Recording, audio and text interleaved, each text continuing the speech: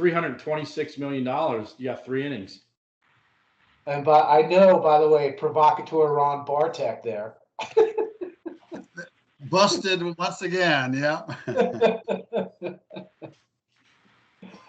Hey folks, just a heads up, it's 10:30, so I've initiated recording of the meeting. Just wanted you guys to be aware we are recording.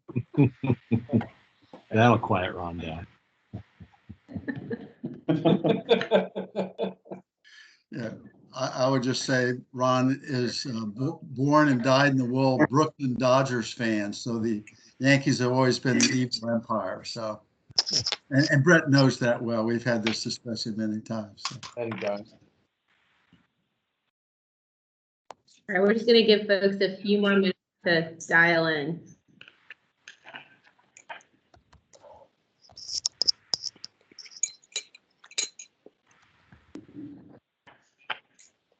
Is that Julia Vitarello or Julia Jenkins that just dialed in? Sorry, it's Julia Vitarello, and I realized as I was saying that I should have put my last name. Sorry about that. Hear from you.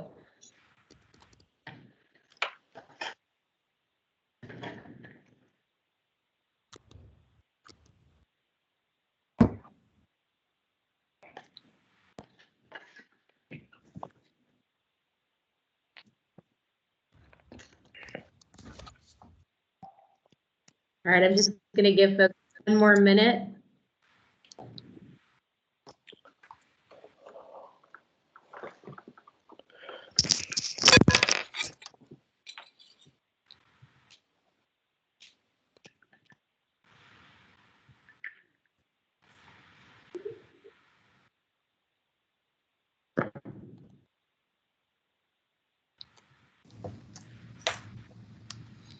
All right, well, I think we can go ahead and get started. It is 10:30 a.m. and I wanted to make sure everyone's aware that we are recording this meeting, so it will be made available after.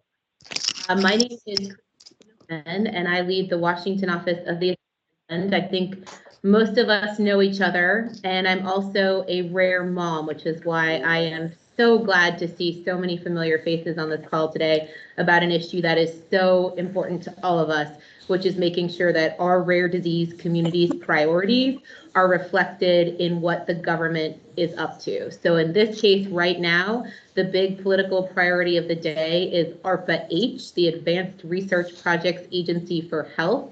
This is something that President Biden spoke about in his joint address to Congress earlier this year, and the priorities that he delineated were for cancer, Alzheimer's, and diabetes, 3 of the already top funded disease states. So a lot of us got together and thought it would be critically important to make sure that the rare disease community's priorities are also reflected in this entity should it come to exist.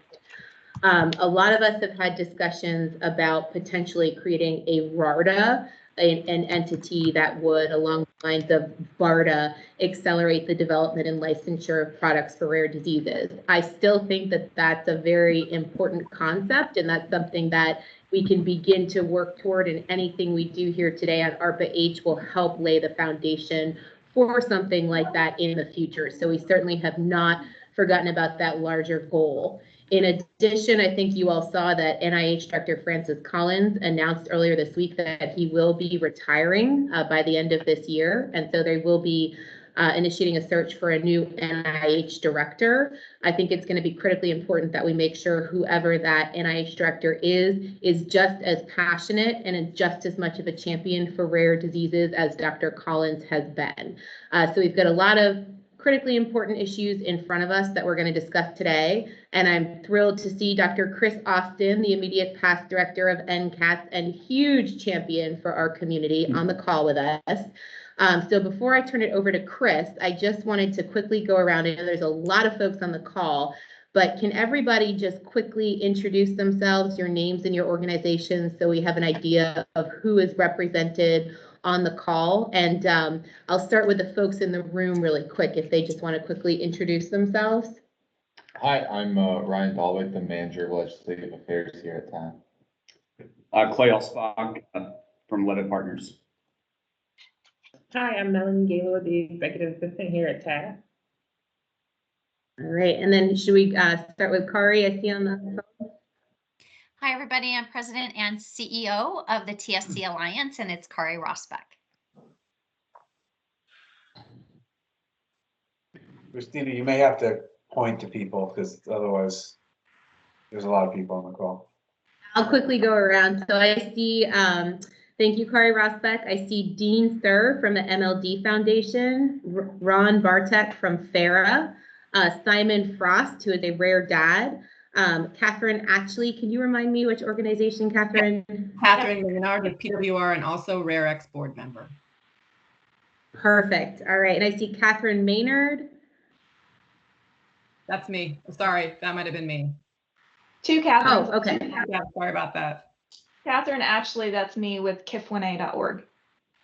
Great. Okay. Thank you. All right. I'm glad to see your faces. I have not met you in person, I think. So good to see you on the call. I see Brett Copeland from Deborah of America, Dr. Chris Austin, who we will be hearing from shortly, Steve from Neurocrine, Joe Murray, who's a rare dad, Matt Might, rare dad, who we will also be hearing from shortly, Dr. Golson Lyon, who happens to be my daughter Charlotte's researcher. Hi, Golson. Jamie Sullivan from the Every Life Foundation for Rare Diseases. I see Nicole Boyce from Rare X, the Christine Cockle and Del Le from Alexion. I think that's it. Is there anybody that I missed? Crystal Davis with Texas Rare Alliance and Rare Disease Month. Oh, hi, Crystal. All right, I see Crystal. And sorry, I also see Heidi Gravenstetter from International Foundation for CDKL5 Research. Oh, great. Thank you. Welcome. And finally, I see Craig. Craig has just joined us. He's the CEO for Global Gene. So can you guys hear us okay, by the way? Is there an echo or can you hear? A little bit. There is some echo. Okay, is that a little better now? Yeah. Slight echo on your mic, Melanie. I haven't heard the others. Okay. All right, I think we just fixed it. Okay. All right, so with that, I'm going to turn it over to Dr. Chris Austin. Again, huge champion for rare disease. So Chris, we are thrilled to have you with us. Well, thanks, Christina. And it is so wonderful to see all my old friends. I won't call out any of them by name or leaving somebody out, but you know who you are. I miss you all. There's a lot to do, and that's why I'm glad to stay involved. And I'm getting an echo. I don't know if people are. No, whether. Everyone should mute their line except for the person speaking. Yeah. Well, I'll just keep going. You know, if I go back to where things started for me, it was when I was in medical training now over 35 years ago, and training as a neurologist and as a pediatric neurologist, it was really a profoundly affecting time in my life.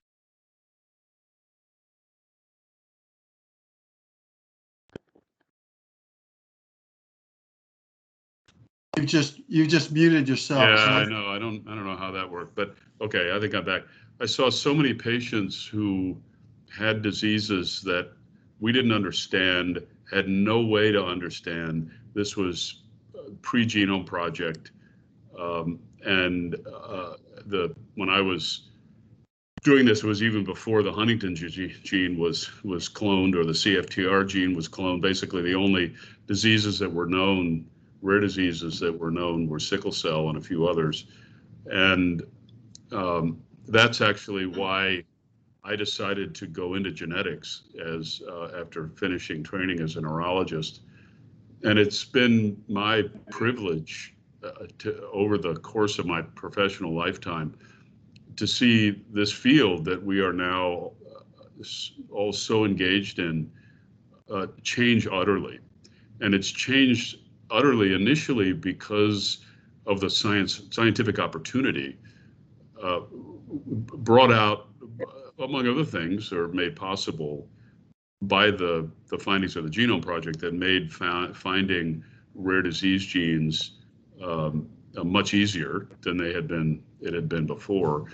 And I think you've all probably seen me show this slide of number of human diseases, the molecular basis of which is known. And when I was in training, that number was a couple of dozen. Now it's almost 7,000. But the point I always make when I show that, and the reason that we're all here together, is that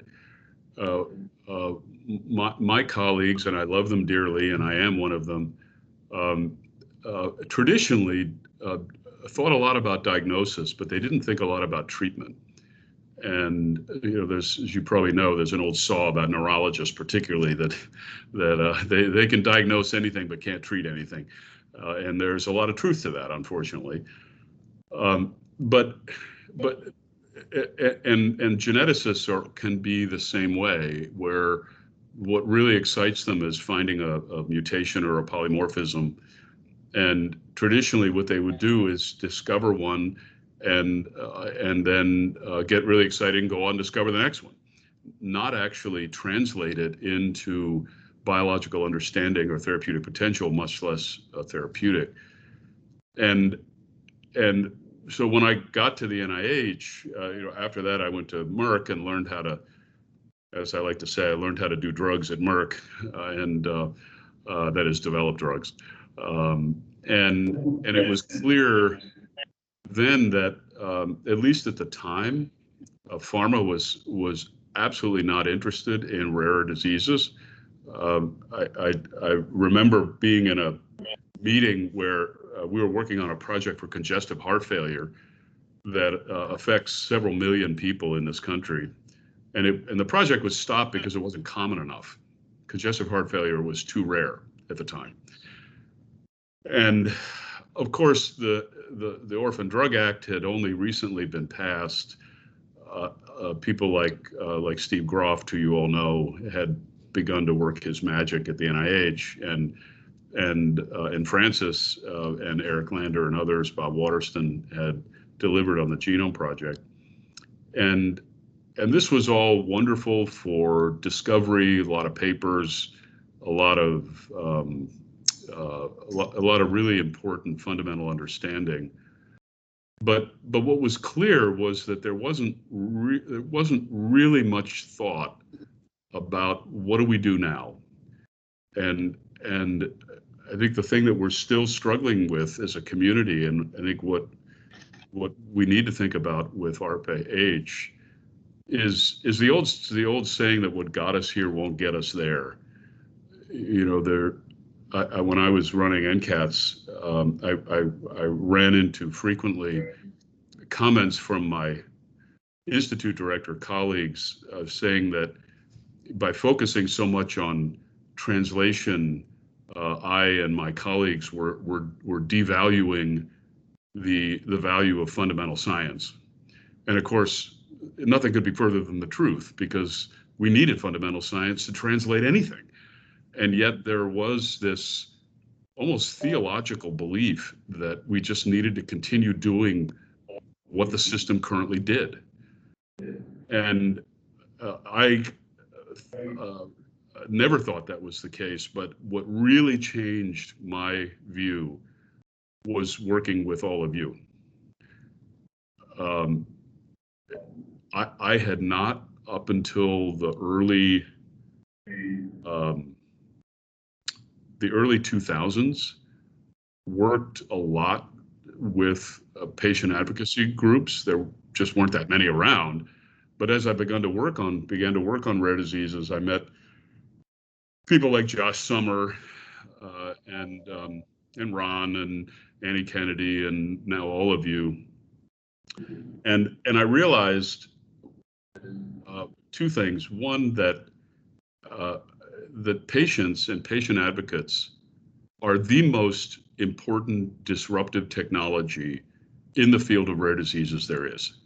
And you need to think about yourselves that what this field needs is a disruptive technology in a positive, in a Clayton Christensen sort of way, something that breaks open a field and makes it both more accessible, cheaper, more efficient than has been the case before.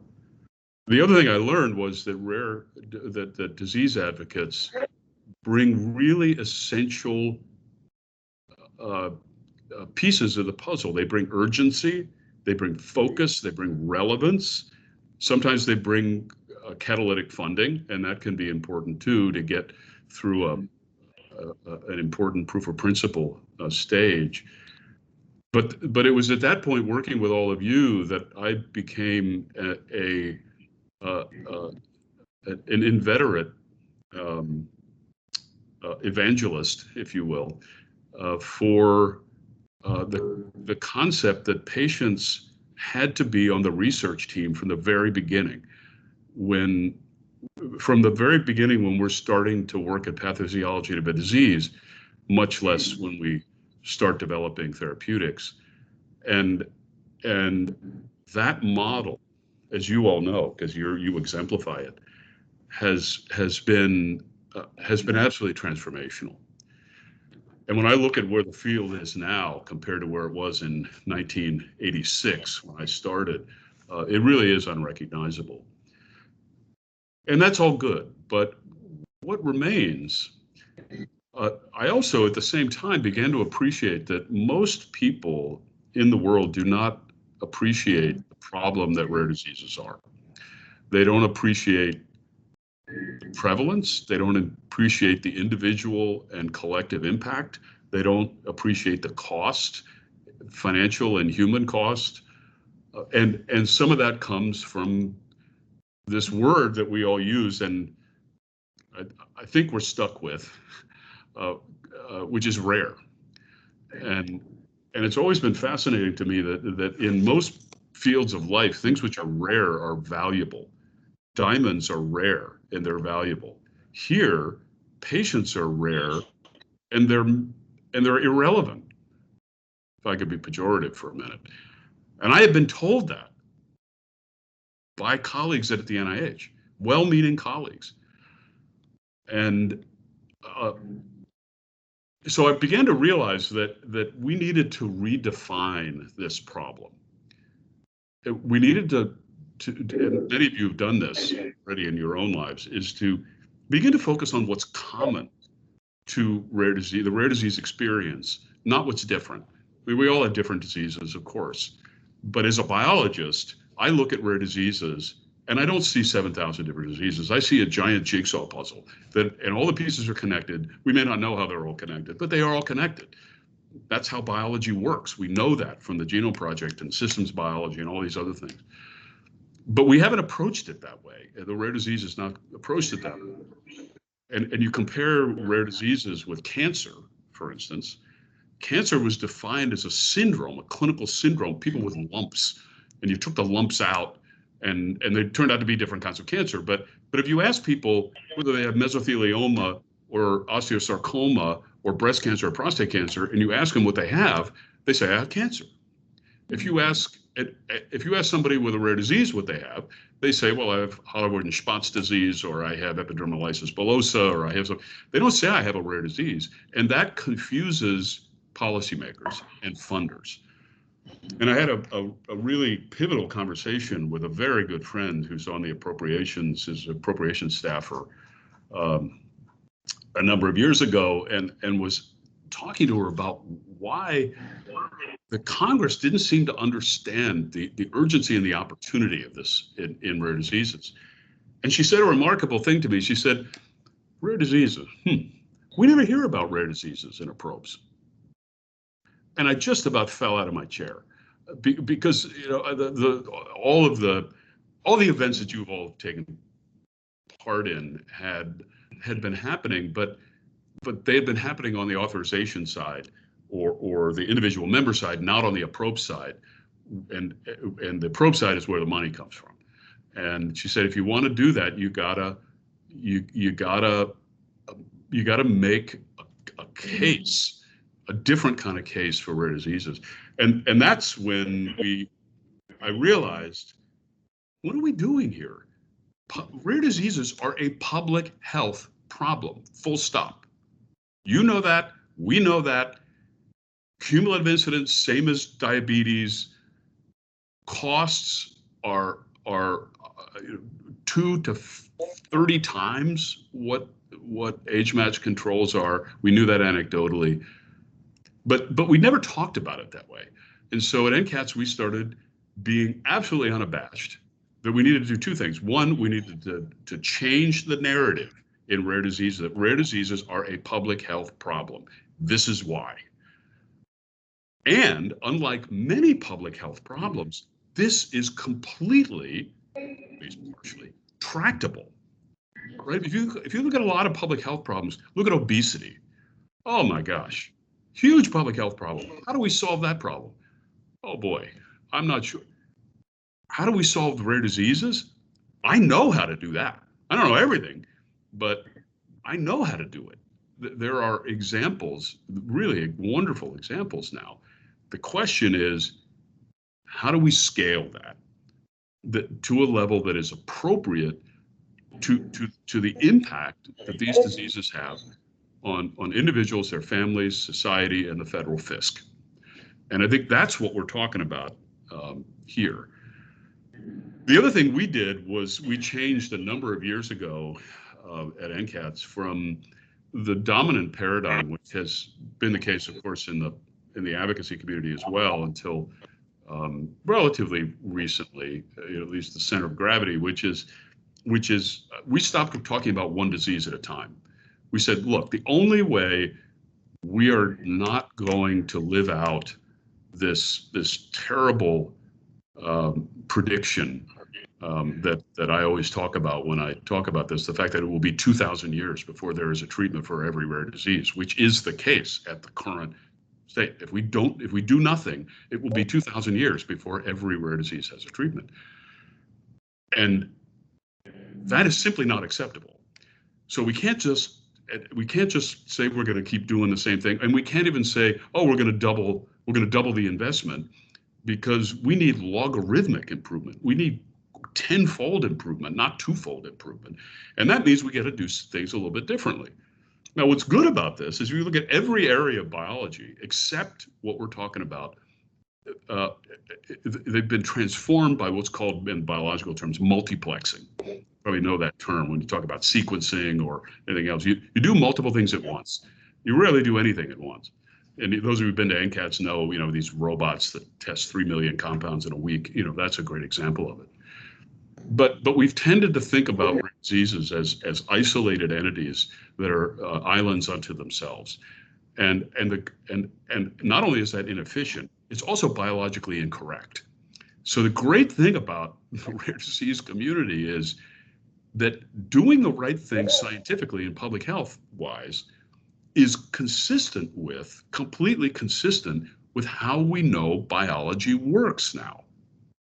If this was prior to the Genome Project, some of you probably remember there were arguments and betting pools in my field of genomics about how many genes there would be, and there was a lot of arguments saying, well, there's got to be 150,000 genes because humans are so much more complicated than a fly. Well, it turned out that we have the same number as a fly. And oh, by the way, rice has twice as many genes as we do. So next time you have a bowl of rice, treat that rice with a little bit more respect, because rice has twice as many genes as you do. The point being that all of these genes are connected, and the mutations in those genes which cause these diseases are similarly connected. We didn't know that back in 1986. We know it now. So all of what we're trying to do, the opportunity, the biology, the public health relevance that we now know in very stark ways financially from the work that Every Life did, that wonderful a study which still floors me every time I read it. And NCATS did something like that too. So did Aurora Health. The numbers which even a jaundiced congressperson would take notice at, that rare diseases, if you do the math from that Every Life study, which looked at about half the rare disease patients, they only looked at about 500 to 450 diseases, but that was about half the patients because they looked at the most prevalent ones. But if you just do arithmetically, you say, well, they're looking at 50% of the patients. The other 50%, let's say they cost the same amount. That's $2 trillion a year. $2 trillion a year, which is 10 times more than all the other diseases that we hear about. Alzheimer's disease, diabetes, cancer, everything. So if you're a congressperson, this is, whether you care about human suffering or whether you care about the federal fisc, you gotta focus on this problem. So the question I think for us, and this is what the rest of the session is about, is how do we take everything that is on our side and turn this into reality in terms of policy, in terms of operations, in terms of science, in terms of financial support, regulatory changes if that's necessary, like the proposed Center of Excellence, et cetera. And so I just leave you with, from a scientific point of view, from an NIH point of view, this is rare diseases moment. Everything is going in the right direction at last, except the appreciation that in the public and in policymakers, that what we're talking about here is a bigger problem than virtually anything else they think about in medicine. That's a pretty mind-blowing fact, and I use that word on purpose. It is a fact, no matter how you look at it. And so I think all of us are willing and want to do our best to support this. And the last thing I'll just leave you with is, I've been involved in things in Washington, or seen things involved in Washington where people want things for various reasons, and they want the government to do this or the government to do that, and it'll benefit them. But it's really self-interest. It's a pecuniary self-interest, and I think we all realize that that's how the system works. Here, yes, some of us have rare diseases, but we're not doing this for us. For heaven's sake, we're doing this for our kids. We're doing this for health. We're doing it for the fiscal reality, and so I'm tempted to say we're on the side of the angels, because I think that's true. But well, I just said it, so there it is. So please keep that in mind. You're not like the average Washington lobbyist. You're really not. So keep that steady in your mind. So though I'm not at NIH anymore, I'm in the private sector now. Private sector does some pretty important things in rare diseases. So one of the reasons that I came here, and a lot of you know this, that I did a fair amount of disruption at the NIH, and I'm doing the same thing here. And so though my purview has changed, you should know you have a lot of friends at the NIH. I mean, Ann Pariser is at least as enthusiastic, bordering on fanatical about this issue, in a good way. So we're all on your side. We want to help. I want to help. So I'm going to turn this back to Christina, and we can figure out how we're going to plan the D-Day landing. Well, Chris, thank you so much. As always, you have inspired us and given us the path forward. So I cannot thank you enough. We also have on the call with us another really inspirational expert who happens to be a rare dad, Dr. Matthew Might. And hopefully Matt is able to hear us. Matt, are you online? I'm here. Can y'all hear me? All right. Yep. Okay. Well, I couldn't ask for a better lead-in than Chris Austin, and certainly appreciate everything you just said. So to frame my remarks, I'd just like to provide some background on how I've reached some of my forthcoming suggestions for ARPA-H. And first, the disclaimer, I'll tell you what I'm not. I'm despite the doctor that Christina put in front of my name, I'm not a formally trained biologist or clinician. In the context of biomedical innovation, I'm actually more of an outsider that accidentally slipped past the gatekeepers and made it inside. That's because, today I actually am the director of the Precision Medicine Institute at UAB, and I do spend most of my working hours now trying to figure out how to find individualized treatments for patients with extreme medical challenges, the vast majority of which are rare and ultra rare diseases. So I am a formally trained computer scientist, and I think what's relevant for today is that for most of my prior career as a professor in computer science, I was actually funded by DARPA. And I was doing things that were supposed to be, at least initially, impossible. That's kind of what DARPA does. And most of my research I did back then was actually devoted to things like cybersecurity. But I think that there's a methodology within DARPA that can be transplanted really to any discipline. And I also speak with the perspective of a former public servant, having worked on the Precision Medicine Initiative in both Democratic and Republican White Houses. And from that experience, I have kind of a sense of how government really works and how it really doesn't work, which I think is important in crafting a new agency.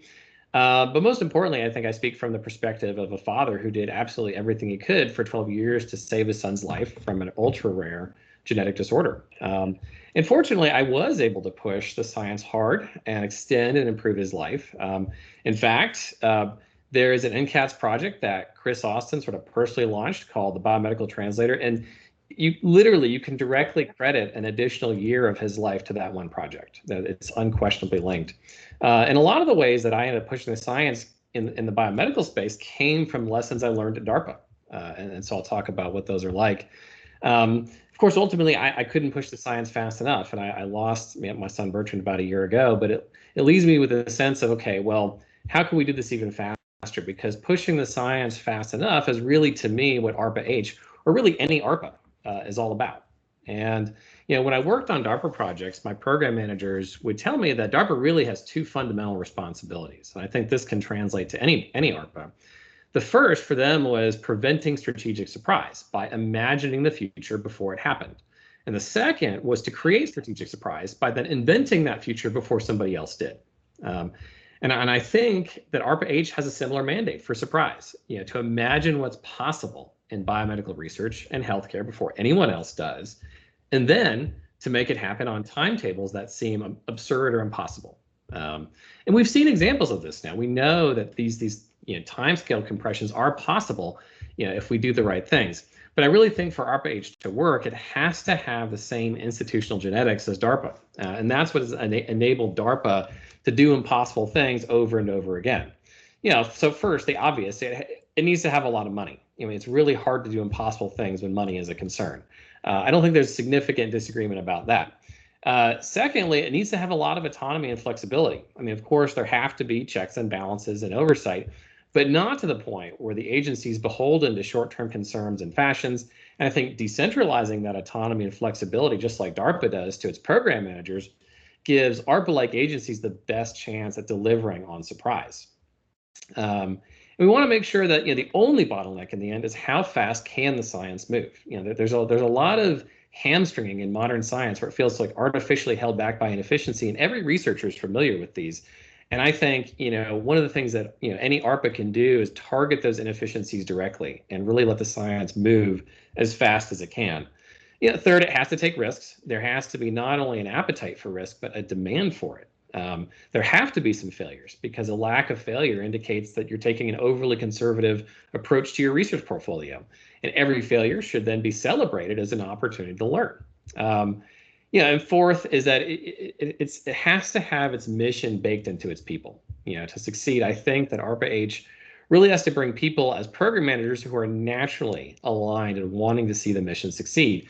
People who'd be likely to, striving to achieve that mission, even if they weren't at ARPA-H, but with, far more limited resources and influence. So towards that end, I would love to see highly engaged patients or patient advocates as program managers. And that would be a very DARPA-like thing to do. I mean, I think there were DARPA program managers that didn't even have high school diplomas, but were brilliant and they were given a chance at their vision.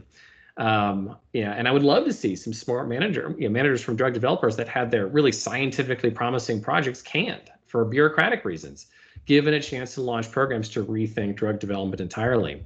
And I think in terms of prioritization, a broad emphasis on unmet need and serious and life-threatening diseases would be smart.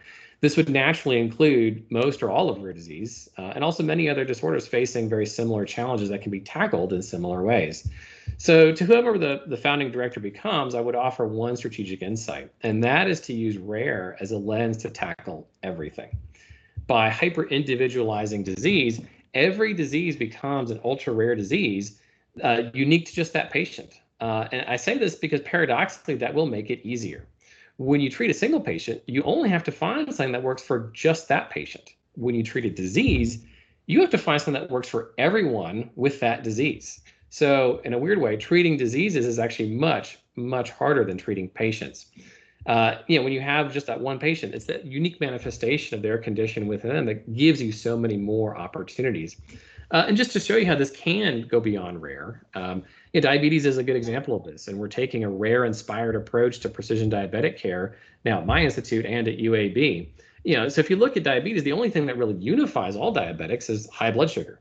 But when you start to understand individual diabetics and well beyond just type 1 and type 2, you realize that there are so many different molecular reasons why someone could end up with high blood sugar, and consequently, so many different ways to think about intervening and treating it. And it's not just diabetes. We're doing this more broadly for diseases as big as Alzheimer's and cancer. And for example, what we're finding is that by going after the really ultra rare versions of Alzheimer's, it's given us new targets and new opportunities and deeper insights into the biology of the disease that ultimately, if we succeed, should benefit everybody with Alzheimer's. In fact, I spent so much time working in rare and common now that it's my seasoned hunch, which you might think of as a proto-hypothesis, that the most meaningful progress in common disorders will actually come from transferring over what we've learned in treating rare disease patients. So, I'll close by saying this. Whenever I used to apply for DARPA funding, I knew I had to do two things. I had to tell DARPA I would do something impossible, because otherwise it's not ARPA scale. But then I would have to tell them about a secret weapon, some enabling insight that I had that meant I had a reasonable chance of actually pulling off this otherwise impossible feat. So the secret weapon that I think ARPA-H has is actually what I would call the paradox of rare, that the rarer a disease becomes, the more likely it becomes that you could find a treatment for it. And by gaining deeper and deeper insights into a patient, we can ultimately make any disease as rare as we want in the context of that one patient. So in the end, I think there's a natural moral, economic, and scientific incentive alignment within ARPA-H to go after rare in a way that ultimately benefits everyone. Thank you, Matt. That was incredible. Does anyone, before we move on to Clay and Remy, does anyone have any questions for Matt or Chris before we move on? If I could take the liberty, Melanie, of not asking a question, but making a comment at this juncture. I'd like to comment about Chris's presentation. And Chris, I hope that how deeply you are missed at NCATS and in our community. And can't help but remember when you left, you told us publicly that you weren't going anywhere. You were going to stay committed to rare diseases. And I just take this presentation you just gave as proof of that pudding. And so thank you very much for staying close to us and maintaining your heart for our kids and our patients. So thank you for that. So thank you, Ron. Okay, no place I'd rather be.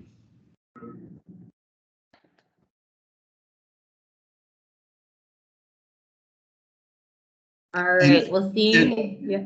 And then I do have a question, if this is the appropriate time, Melody, you can tell me if it is. I have a question about the administration and bureaucratics of ARPA-H. That may better wait until the full panel presents. So just, if that's the case, I'll be glad to hush up and wait, save that for later. Okay, yeah, that would be perfect. I think I want to give Clay Alsbach, who is here from Levitt Partners, and Remy Brim, who's joining us from BGR Group. I want to give them a chance to run through this draft white paper that we sent around in advance of the meeting. And I also want to thank everybody who had a hand in helping draft this. Clay and Remy really brought this all together, but it was the idea that came from Matt Might, from Kari Rosbeck, from Brett Copeland, from Simon Frost, from Julia Vitarello, from others in the community. I'm sure I'm forgetting many people here. I'm sorry, my brain is completely fried and it's only Wednesday. But thank you. The reason that we're going to be able to move this forward, and as Chris and Matt have said, keep the ball moving for RARE, we're going to keep elevating this as a priority, not just for ARPA-H as we're talking about here, but writ large within the government. We are going to find a way to make sure that appropriators, authorizers, all members of Congress really understand the burden that this community faces, the advancements that are made, and how those benefit the broader patient community. We will get these investments. We will get this attention. I think Chris is right. The time is now for RARE, but we got to start with ARPA-H. So Clay and Remy have done a great job outlining everything into this white paper. So I just want to give them 10 minutes to really walk us through all of those details. And then Ron, we're going to move into a moderated discussion. Kari Rosbeck, along with Brett Copeland and Simon Frost, are going to take an hour to get everybody's feedback on these ideas so that we can take the next steps following. So over to you, Clay. Sure. Thank you, Christina. And I'll just do a really quick overview. Remy has some schedule challenges, so I'll probably invite her to bring in. And this is an outstanding document that was put forward by Christina before the meeting. Remy deserves a tremendous amount of credit. She put it together and has been such a great partner in this. As folks will understand, and this one thing I just learned is don't try to follow Chris Austin and Matt Might, because you're not going to live up to that. So try to go before. So one thing I learned from this, as a key takeaway from this meeting. This ARPA-H priority of President Biden, of others, is moving forward. And I think, as Christina articulated, what we want to do is try to put forward some asks, some basically policies that we can engage policymakers, whether in Congress or the administration, to basically actualize what Chris and Matt talked forward, is how we prioritize RARE, how we ensure that RARE has a seat at the table as this is moving forward. So that's what this document represents. Remy, I might just turn it over to you now to walk through it, because I know that you'll do a much better job of that. So Remy, are you on? I am. Thank you, Clay. And I agree. It's hard to follow.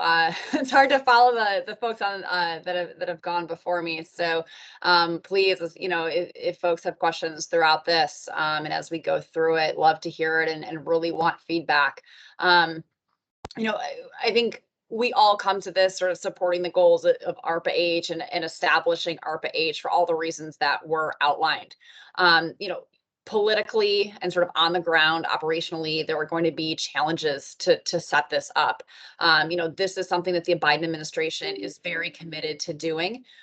Congress has in appropriations bills and in the most recent reconciliation draft has put forward about $3 billion to go to setting up this entity. However, those things are not across the finish line yet in terms of funding. We learned this week that NIH Director Collins is stepping down at the end of the year, which leaves a vacancy at the top of the agency.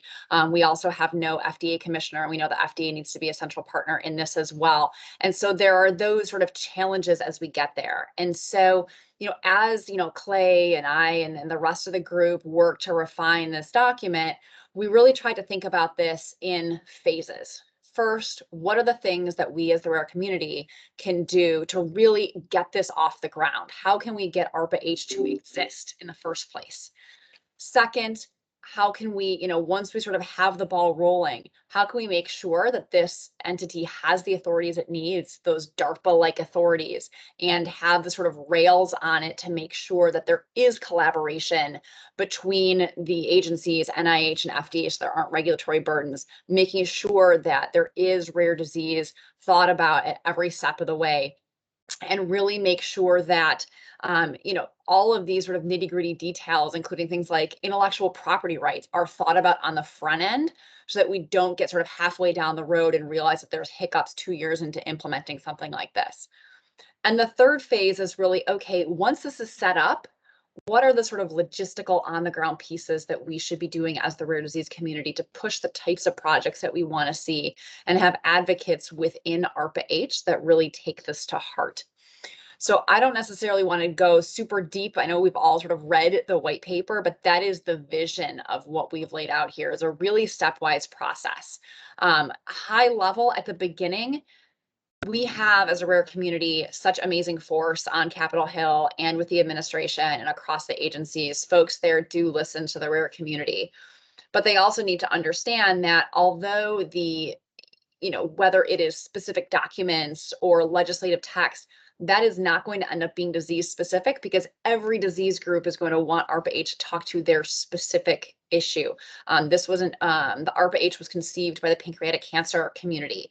And so, while those documents might not speak to rare, how do we get folks in the administration? How do we get folks on the Hill to be able to, as they're, giving speeches or as they're talking about this in hearings, be able to mention rare as something that would benefit from ARPA-H, because that will help to activate the community. And when you have an activated community, you have an engaged community that will be reaching out to lawmakers to say, yes, please support this. Please support this funding. Please support these provisions.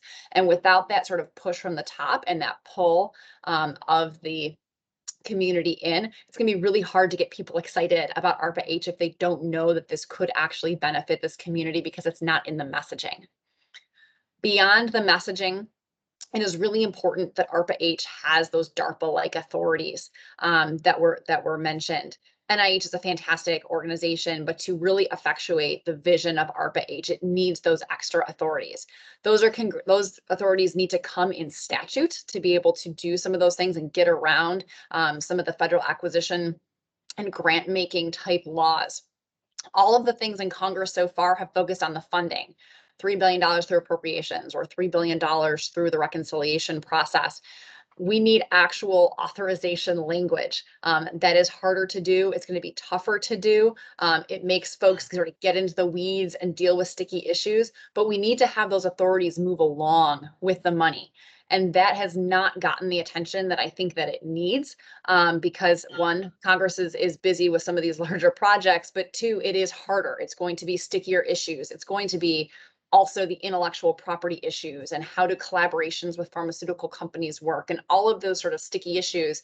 But without those DARPA-like authorities and the ability to be flexible in how the money moves, and without the ability to have program managers that are really involved and be able to sort of push forward the big ideas or pull back funding, we aren't going to have the type of mechanism that we envision.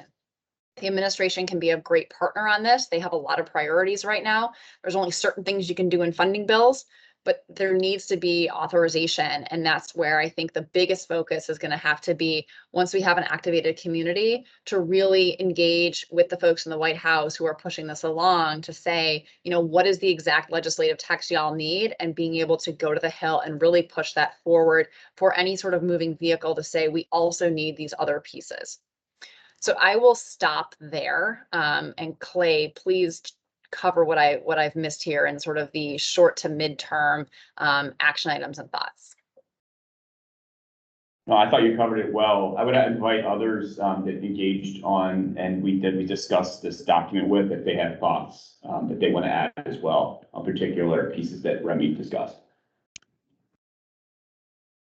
And this may be a good time to move into that discussion. So Kari Rosbeck, along with Brett Copeland and Simon Frost, we're going to moderate a discussion, because this white paper that was sent. This is very much in draft form, and we wanted to just come up with a skeleton to let people react to. Because it's going to be really important that we get all of your thoughts, make sure that we really capture the multitude of issues that the rare disease community faces and capture those priorities before we start to push this white paper forward to the White House, to congressional stakeholders, et cetera. So I want to turn it over to Kari now, if that works. And Clay, you're sticking around, right? And Remy, as long as she can, probably too. No, So. I'll be here. Yeah, and I just, one thing I would just say, and because we're going to wait to the end, but maybe we can just say it now. Time is of the essence. Yeah. This is being like the phase 1 items, what Remy just walked through, that is being discussed as we speak. This ARPA-H is part of the reconciliation bill currently, and so it's in there. The language, I would argue, around it is not sufficient. It doesn't accomplish what we're attempting to accomplish in this white paper. There are also, as part of Cures 2.0, subcommittee chair Eshu, others are working on authorizing related language. We need to engage there. And so what I would say is this discussion is incredibly important. We want to make sure that we get as productive and substantive as possible in this, because if folks are on board, that's when we want to make sure, right, as we move through this discussion toward the end, we need to move forward, I would argue, very quickly in order to have as much impact as possible and understand that the engagement that we're going to have around this language, it is not only important to accomplish these asks, I would argue, as part of the legislation, but two, what we're doing is we're building a partnership with the administration and the implementers. And I think that's just as important as, frankly, the legislation, because this has got to be they have to stand this up very quickly, not only because there's a great need, but two, politically, I think there's going to be, it's a huge priority for President Biden, and they want to make sure it's as successful as possible, as soon as possible. It would be in our interest to be seen as partners in that process, right, from the beginning. And so the earlier we can engage, the more that we can be sitting with them as partners as part of this, the more this ARPA-H will benefit us as it moves forward. So with that, I'll just Carrie, introduce, turn it over to you to talk through the issues. Well, keeping all that in mind, and Chris, going back to what you said, we're at this inflection point. We all tend to think of rare disease maybe as our individual organizations or diseases, but this is truly a time, just like you're thinking of the biology of rare disease as one, that we truly need to come together as a rare disease community and put forward the organization, as Remy has outlined so beautifully, the authorization, the organization, and some ideas for implementation as one coming together. And I think that's really the discussion that we would like to have, and how the white paper is outlined. It is to come at this as one rare disease community. And Ron, I know you had some structural legislative things. So maybe we start there so that we're addressing those questions, and then let's get some feedback on the specifics that are within the document itself. Okay, thank you, Kari, and try to make these questions appropriate to this discussion. The first would be, that was a wonderful, Remy, that was a wonderful presentation on the overall objectives. I'm wondering, given the comment just made, about how much of that vision is incorporated in the current legislative draft, in the reconciliation bill. How much reference is there beyond the 3 big diseases around which ARPA-H was originally grounded? And I'll stop there, and then I have one further question. Sure, great question. So the current language that is a part of the reconciliation bill does not mention any diseases by name. It's completely disease agnostic. And I think that any legislative text will continue to stay disease agnostic. Sort of, it defines the universe. The issue with the reconciliation package is that the reconciliation vehicle, because it's called a privileged vehicle, meaning it only needs 50, 50 votes, a normal 51 votes, not 60. And it has to deal with the budget. And so any text that is considered sort of extraneous to the budget will be ruled out of order, and the entire vehicle can lose its privilege. And so this reconciliation package is what, you know, the Democrats are trying to do, climate and expansion of benefits and a lot of other pieces on. And so when we think about, you know, adding sort of the DARPA authorities and things like that, we can't do that in reconciliation. We're going to have to do that separately. And so the language in there, you know, which is what Clay laid out, it's not sufficient. It's necessary. It sort of gives the parameters on how you use the $3 billion. But all of the, you know, defining language, that's the policy, and the new authorities has to ride separately because it is sort of extraneous to the budget. Okay, that's great. Thank you very much. Additional clarification there. So since no diseases are mentioned, I assume that there's no mention of rare disease versus common. Correct. It's completely disease agnostic. It talks about sort of novel projects, you know, scientific discoveries, et cetera. So we have a lot of work to do to drive that concept into the future. Final question is, again, about bureaucratics and administration. What is our approach to, what is the current reconciliation bill's approach to where ARPA-H would be located, and how the various agencies at issue, and that are going to be absolutely instrumental in advancing our kinds of unified rare and common disease progress, going to be accommodated. Is it all about, you know, so I'll stop there. What is the current draft's message about where ARPA-H is to be located and how it's to be led? The funding runs through the National Institutes of Health, because that is, again, with a reconciliation vehicle, it has to fund things that basically already exist. So it is running through the NIH, $3 billion. It does have some sort of carve outs to, you know, existing funding mechanisms, and it shapes out sort of the high level, right? The type, you know, grants and contracts. If you look at the very last page, the last 2 pages of the white paper, we popped the language in there. It's written in sort of legislative garbage, but it does lay out, you know, that it is, you know, promoting advances in basic research, and that it is collaborating with FDA, and it does sort of have those high level pieces in there. It talks about sort of appointing a director of ARPA-H. It talks about, you know, hiring the personnel necessary, and the you know, the 3-year term limit. But it's not, again, it doesn't go so, it can't go as granular as a lot of what we've talked about and what the administration has laid out because of the budget rules. Okay.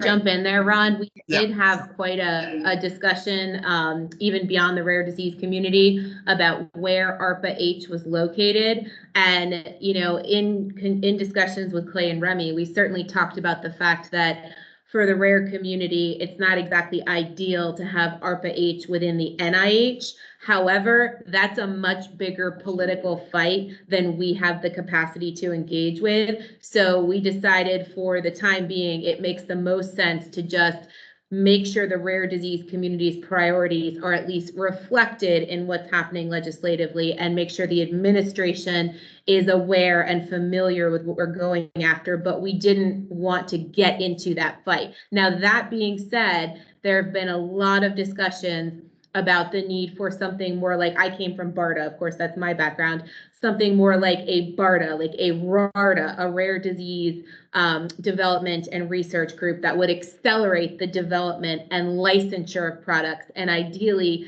go even beyond what BARDA did and work with CMS and make sure that patients actually have access to those products. So that is really the longer term. That's not what we're here to talk about today, but that is the longer term goal, right? We would need a Senator Burr, who was the champion for BARDA. We would need the champions within the administration. This is all something that's completely doable. And like we had in BARDA at the Office of the Secretary level, where we coordinated between NIH, FDA, and CDC, we could do the same thing with ARPA and PUL and CMF. But again, that's a much longer term ask. We have not forgotten about that. But we just wanted today to really focus on what's achievable within ARPA-H. So hopefully that's helpful. That is very helpful, and I appreciate your reference to BARDA because that's a very good model of how the NIH and the FDA and other agencies work very closely together on many things, including the pandemic. And it's really about the FDA's role, very important role for rare disease patients. We want to make sure that they're well taken care of. Their resources are strapped to the max. And so I want to make sure that ARPA-H takes good care of our FDA colleagues as well as our NIH colleagues and others. So thank you. Thank you, Ron. Thanks so much for framing the discussion, just clarifying all of that. Now, we really want to talk about what's in the white paper. So as Clay has said, Crystal has had her hand up for a while. I was gonna, I'm going right there. Oh, sorry. Sorry. I just wanted to just go back to the white paper, hopefully, Crystal, that your comments are on the implementation pieces. So we'll turn it over to you, Crystal. Yeah, I'm hoping so, and I think it certainly will help tie it all together. And with Dr. Austin's comments earlier, we focus so much on rare disease awareness, but we have a rare disease identity problem. And until we address that, we're not going to be effective at rare disease awareness. And that's why I joined a work group to help secure ICD-10 codes for all rare diseases in one fell swoop. But in addition to that, secure a rare disease identifier collectively that will include all the individual. And I think that is something that we must do. We have to effectively assess the rare disease community. Right now, we just estimate it. And if we don't do that, we're not going to have a way to measure the effectiveness of any of these ARPA-H initiatives for the rare disease community. Thank you for that, Crystal. Thank you. It's great. Thank you. Anybody else have comments about the specifics, things that you liked that were in the white paper or things that are missing that we haven't thought of?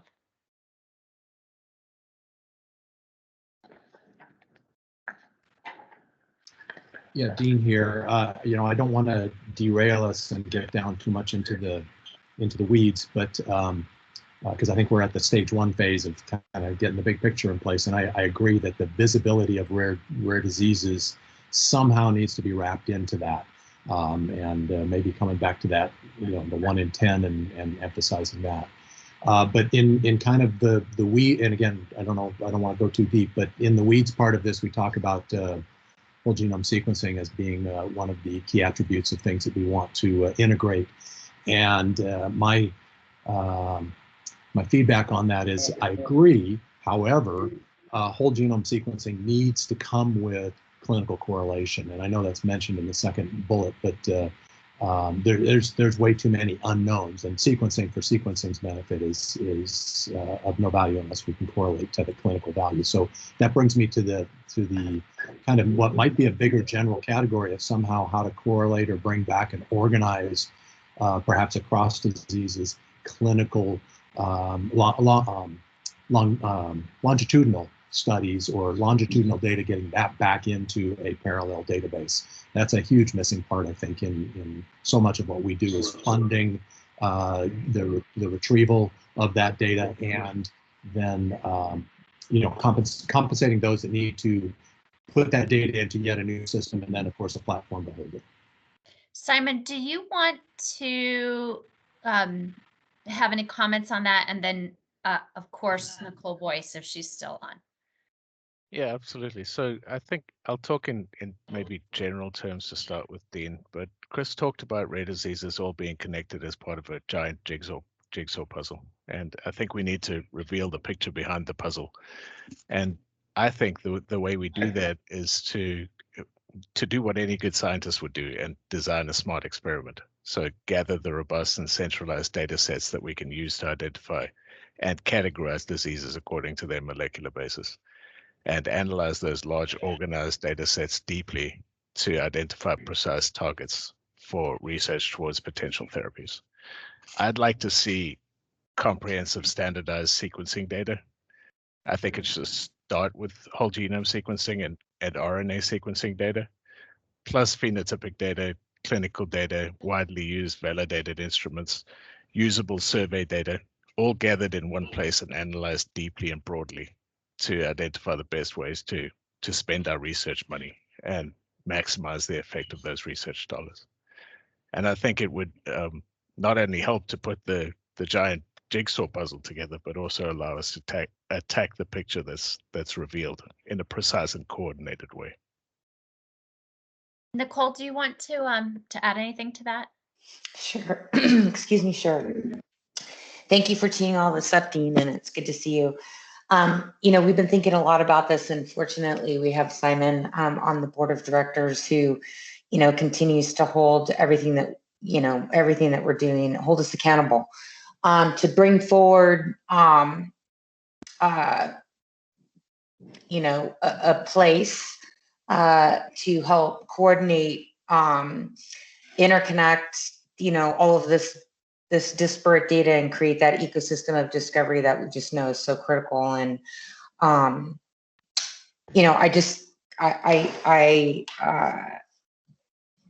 echo the importance of this. What else? I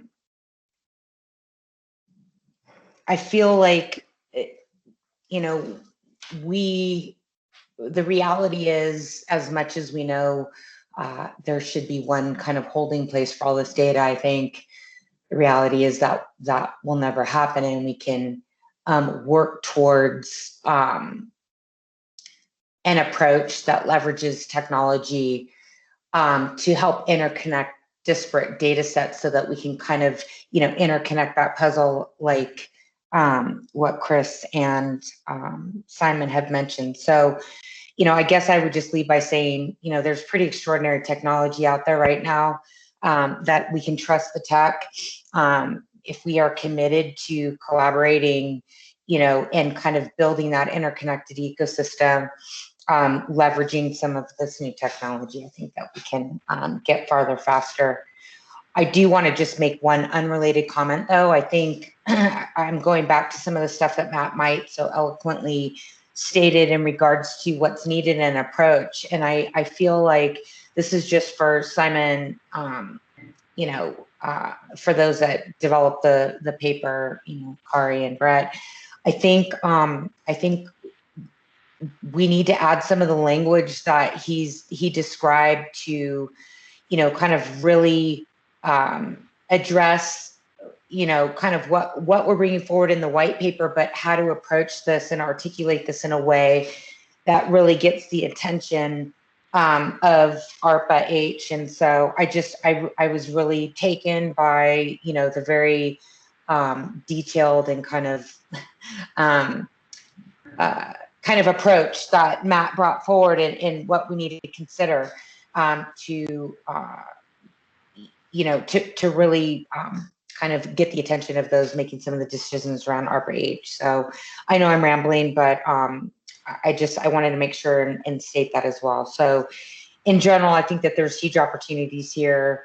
Obviously RareX and others are working towards kind of building out that interconnected ecosystem, and just looking forward to helping participate and, doing our part in kind of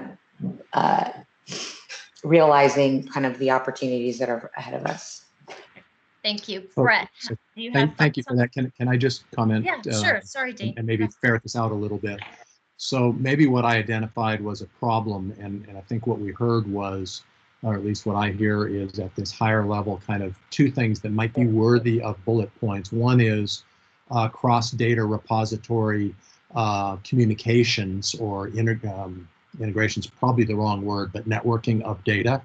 And the second is what I was trying to say was the idea that this is, we always think of research as I shouldn't say always, so much of research is specific data you get on a specific patient, but we're missing so many pieces of that come out of the clinic. And it just seems like we need to highlight that repository of data as well. So maybe under projects number 1, those standardized repositories might have a virtual repository that includes interconnecting clinical and other data. Thank you. Brett, do you have thoughts on anything that has been talked about, or other thoughts on technology as we were talking about the development of the white paper? Stuff you'd like to add?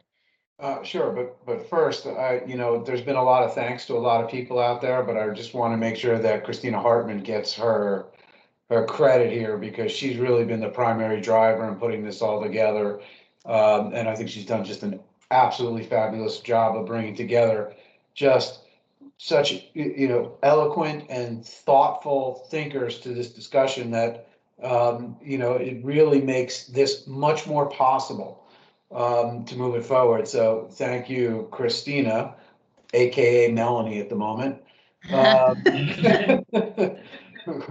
But no, I just wanted to say thank you for that. And I think, the ICD-10 code is it's a very interesting aspect to this. I think what we need to get also that hasn't been discussed, and I'm not sure where it falls in, but it's an education, because data out is only as good as data in, right? And so right now, there is such a lack of understanding about the best way to put data in, say, Epic or Cerner, or so almost like a CME kind of concept would have to be developed around this as well, because we're right now doing a burden of illness on epidermolysis bullosa, and what we're seeing with the data providers is that there's only like 3,800, which I know sounds like a huge number to some ultra rares, but we're more estimating that there's 25,000 in the US. So just having an ICD-10, and thankfully ICD-10 had more granularity than the ICD-9s, but we do have to train on the input of data, just as we, as much, especially if we're talking about phenotypic, trying to, tie phenotypes to genotypes, that there needs to be, some sort of standardization of data input, not only about the fields and the interoperability. So we may also want to consider interoperability as a requirement when it comes to Cerner, when it turns to Epic. I mean, there's 75% of the market at this point, and where most of the data comes from. So, most of the data is inputted. So given that, I think we might want to add in an interoperability requirement that goes along with Simon's concept, and certainly with a RareX concept. So that's my technology side to all this. And the other thing that I just, as many of you know, mostly about me, is I'm very tactical, in the sense, strategically tactical, hopefully, but the implementation aspect of this, I think, is going to be the most important, because we can always add on to everything else. So if you have reviewed or still need to review or are going to review again and then provide questions, please do pay attention to the implementation, because you see one of the things that we were requiring on there, specifically for the director of this program or any of the program managers get hired, is a rare disease council that would advise on who the program managers are, what the concepts moving forward, and what the priorities are. So that's what I would ask. Thank you, Brett. Golson, I see you have your name or your hand up. Love to hear from you. Sure. Yeah, hi, I'm Golson Lyon from the Institute for Basic Research in Developmental Disabilities. I guess in looking at the white paper, it says, that the director of the ARPA-H will be appointed by the Secretary of the Department of Health and Human Services. I guess the question is there any, in terms of, assuming that the appropriation happens and that this thing is actually established, what exactly is the way to get well, in terms of comparing to DARPA, like is the director, if that director is somebody who is rare disease research oriented, then that person could obviously influence, putting this agency more toward rare disease research. But if it's somebody who's appointed as the director who's, let's say, specializes in cancer research or Alzheimer's, it seems, is anyone on this call able to sort of explain to me that if the director of ARPA-H is somebody who's more focused on Alzheimer's or cancer, what is the likelihood that rare disease research would even be funded at all, really, in this agency? Clay or Remy, you want to take that one? Or Christina? Sure. I mean, yes, Remy, the yeah. way that this is sort of drafted is that it is an appointment. So, that is similar to, not all positions are sort of Senate confirmed positions, but they are appointments. I think that gets to the, once it exists and once there is a process in place, that is sort of the influence of the community to really advocate for someone that understands all of these different pieces, and to not have, every group, if you are a cancer group, you're going to want someone that's cancer focused, right? If you are, a diabetes group, an Alzheimer's group, everyone's going to be sort of fighting over, that one person. But, I think when we've looked at, the different authorization language that we want to push for, reporting is a big part of it, right? So it's transparent that it's, what projects are being funded is transparent. The process for those projects being funded is transparent, that it's not sort of a black box of, okay, someone gets to be a director and they're sort of managing the whole show, but that there are processes in place to put that up. But to your point, if you have an appointment, the person can appoint anyone they want. That's the, and I would say, asking for someone to go through a Senate confirmation would probably slow things down significantly and not likely be as helpful, just given the sort of state of affairs right now, unfortunately. I guess my point was that, I mean, relative to DARPA, though. Yeah. Sorry, go ahead. No, go ahead. I mean, for DARPA, the question is that, for people who know about DARPA, how top down is this? If a director is appointed who is not really doing rare disease research, how that director then controls the $3 billion, and exactly, if that person that's appointed by the Secretary of the Department of Health and Human Services, if that person is not a rare disease researcher, how is that director really going to, is there a way at that point to sort of influence and get rare disease research funded at ARPA? Because everything that I'm hearing publicly, at least, the statements from Eric Lander and Francis Collins, that I haven't really heard of any public statements from them emphasizing rare disease research at all in relation to ARPA. They keep talking about Alzheimer's and cancer. Well, I think that also, I defer to the folks on the DARPA piece, but on the messaging, that is sort of the, that was why that is sort of number one in our to-do list, is talk to the people in the administration and tell them that if they think that this is something that is going to benefit rare disease, they can start saying it, right? They're saying cancer and they're saying these other things because those are priorities of Biden. Those are things that they are thinking are helpful. They need to know that talking about rare and funding rare is helpful, right, to this whole campaign. But I defer to others on DARPA. Yeah, so real quick, on this decision on the ARPA-H director, it is not as set in stone that it's going to come from HHS. There are discussions around whether NCI is a better model. It's a presidential appointment. It would not come from Secretary of HHS. Only to say that this is a very, as we approach it, it's not what in this language is what's going to happen.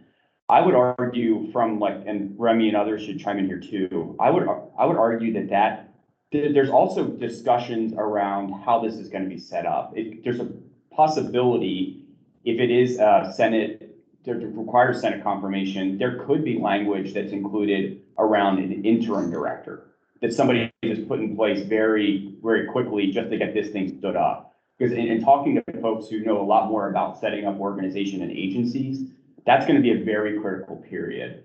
And so that's something that we'll have to watch too. I think in all of this though, I think Eric Lander and the OSTP is going to be arguably the most important, no matter if it's who the interim director is or who that director is, that OSTP is going to be the critical piece where this is a President Biden initiative. It's his priority. He's going to want somebody in there who's basically doing what he wants. So I would argue that, to Remy's point, we need to get into the messaging of OSTP. We need to get into OSTP now so that they know that we're on board, so that when that interim director is making those decisions, that director is making those decisions, that she or he understands that, hey, RARE is really important to getting this done. So we better hope, or we better fund some projects that they're interested in. That's how this works, right? I mean, that's how this stuff works. And so that it behooves us to get in there, I would argue, as soon as possible. And on the, and I can talk more about like next steps, but I also think it also, for us, having some projects ready that the RARE community is behind, that are really well defined, I think would be really in our interest as well. Because they're gonna need stuff to fund. They're gonna have $3 billion. That's a lot of money. Chris, you could talk to this. Like, that's a lot of money to spend, especially initially. Having stuff that they could fund, and that, hey, politically is really important. I think let's help them, right? Help themselves. Hey, Dean, I'll get right back to you, I promise. Maybe if we could hear from Matt Might or from Chris Austin about what Clay just kind of threw out would be important from the inside out. Yeah, in fact, I was just typing up my comments in response to all of this, and so I'll summarize. But, so if you look at what has happened with DARPA, the director has extraordinary control, and that's good and bad. I mean, because if you get a director in that is aligned with your priorities, they can do extraordinary things. The downside is if they are not aligned, they will use that autonomy for whatever their objectives are. And so DARPA has gone through periods. I won't name names, but people will say there's sort of good and bad directors, as it were, or just not aligned with their interests. I would say, and so there's a real risk that somebody could get picked that is not aligned or that doesn't appreciate the importance of RARE in every sense. That could happen, and that's why indefinitely, every time there's an appointment of a new director, we have to maneuver ourselves to the table and say we have to be represented in this choice. And for all the right reasons too, because we really should keep emphasizing that RARE is going to be the key here for accomplishing everything they want to do. And so this is not a battle we fight one time. It's one we fight probably every 6 to 8 years, whenever there's a new director. Yeah, I would just add that, well, a few things. One is that the cancer Alzheimer focus also comes from some of the outside people who were involved in arguing for ARPA in the first place. Liz Feld and Ellen Siegel and George Vradenberg. Those are their diseases, and so that's part of it as well. But I've talked to them extensively, and they are very clear that this should not be all about Alzheimer's and cancer. And so I think there really is agreement to that. The last language that I saw, in fact, I thought was quite positive for rare diseases, particularly given the most recent economic impact studies, because there's language in it referring to public health and financial impact, and certainly nothing has a bigger impact now, we know, than rare diseases. I think as far as the appointment, and there's good and bad. I mean, on the one hand, Eric is a really good person. On the other hand, he really doesn't know anything about making drugs. He's a mathematician and a geneticist. As a matter of fact, I'm afraid he's to a large degree in the same camp as a lot of people at the NIH, that they don't know what they don't know, and that can be dangerous. And so I actually do worry about Eric, though he's a close friend and he's a wonderful person, but just not clear. I am worried about him a little bit in terms of whether he would have the knowledge and experience to be able to influence a director in a positive way. I think what Matt is saying about authority is true, and which is why I like the term autonomy better than authority, because I think we don't want an emperor. As Rome discovered, emperors can be good and emperors can be bad. What we want is somebody who has autonomy from the NIH. And on all the calls that I've been on, Ron and Christina and Matt and all, I've told the story of, we've done this experiment within NIH. It's called NCATS, and NCATS did some remarkable things, but it did it with one hand tied behind its back and with very little money, and so we do not, and a fair amount of that was active interference by the NIH bureaucracy, which it does what every large bureaucracy does, which is play whack-a-mole with something that's different. It's threatening, it's different, it's foreign. Frequently NCATS is treated as an alien invader, and the immune system needs to come after it. That's not to say that NIH is bad. I love NIH, of course. I wouldn't have stayed there for 20 years if I didn't. But if we do the same thing, we're going to get the same result. And that's why I've been arguing that as much autonomy as possible is really what we need. And then we need responsibility and accountability to somebody who's not the NIH director. Because the NIH director, at least in my experience, is for the most part, is not going to be able to recognize success the way we define success. It is going to have a more conventional approach to that. So I think if it's actually, Ron, why I've argued, I know it didn't make it in the final bill, but I've argued for something like the CAN board, which has some real teeth to make sure that the director does what he's supposed to do, and frequently, NIH directors, they do have a lot of authority. They are like little emperors. Alan Guttmacher told me that once, that being an NIH director is as close to being an emperor as you'll ever be in your life. And I don't think we want that, because we want this to be a little different. Certainly, if we had Ron Bartek running it, we'd be fine, or Matt Might running it, we'd be fine. But we probably won't be able to make that decision. So that's why I keep talking about autonomy and accountability rather than absolute authority.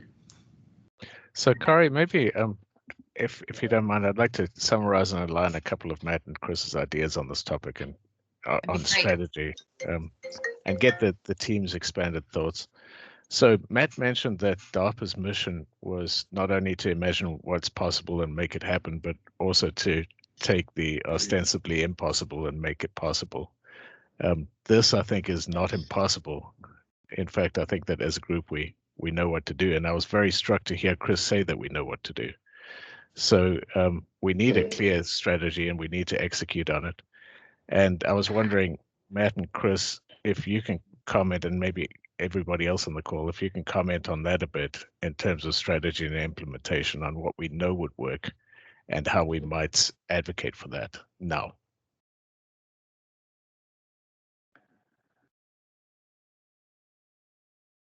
I think Ron has his hand up. Is that in and I know, Dean, you have your hand up too, just in response to what Simon was asking.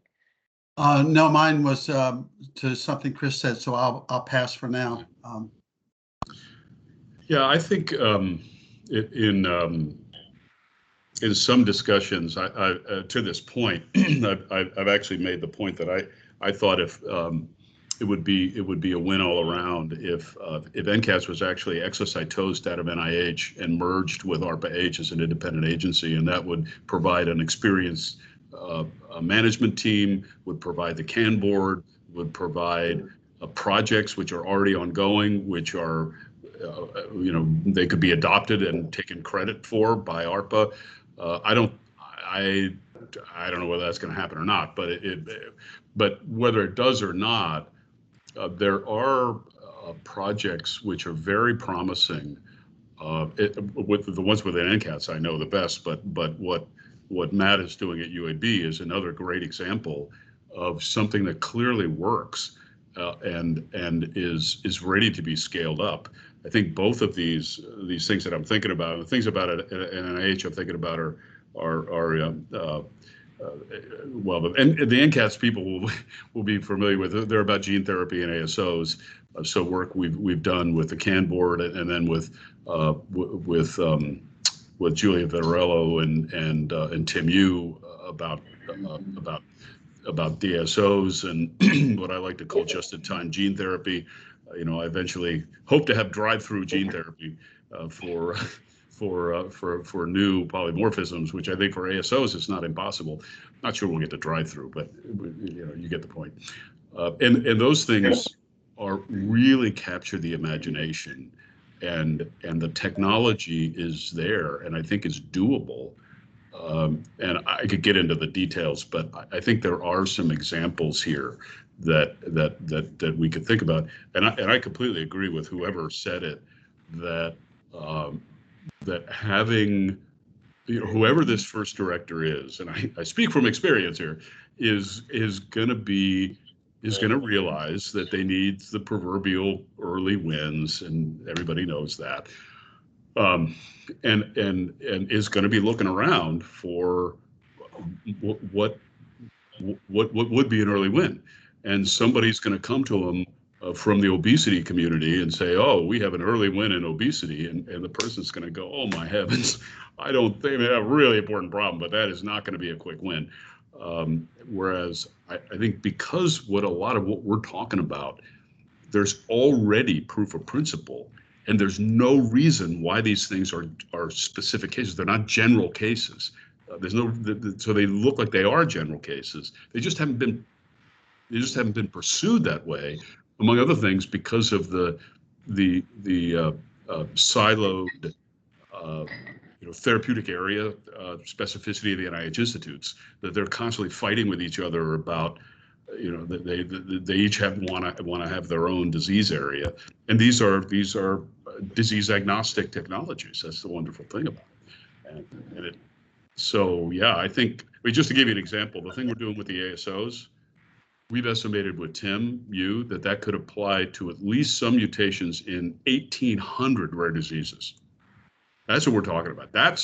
Now we're talking about many diseases at a time, and that is. We know that well, very, very likely to be possible, but it's just not funded. It's not because there's nobody who's going to do it. I mean, NCATS is doing it on a small scale, but anyway, that's the kind of thing I'm thinking about.